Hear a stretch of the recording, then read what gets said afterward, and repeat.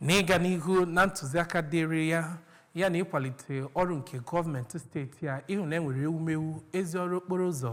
Onyeisi oche kansụl ime obodo Idemili South Odoziakụ Amaka Obi gbapere ọrụ okporo ụzọ St. Gerald Avenue dị n'Aboji Village nke Ọba kansụl ime obodo ahụ. Onye nta aka nke Chukwudi ga-akọtọpụ akụkọ a.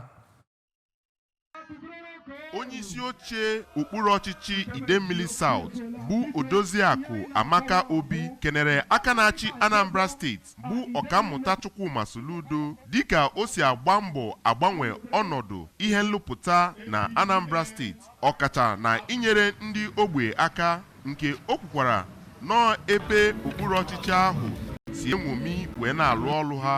Otu nnukwu onye na obodo Ọba bụ Chief Mike Okechukwu yanakwa otu nnukwu onye na-apụga na okpuru ọchịchị Idemili South bụ Chief Ikenna Ihegbu bụkwa ndị gara n'iru ma tokwe gọvanọ Anambra steeti dịka o si agba mbọ ịlụpụta ihe dị iche iche n'obodo Anambra ma gakwa n'iru kenekwa Odoziakụ Obi dịka o si agba mbọ n'ihe gbasara ọchịchị nke Idemili South. Abia elu ebe a tata bụ one of the many things ama how to ga-abata na estate here, especially because this estate is very important to the solution administration.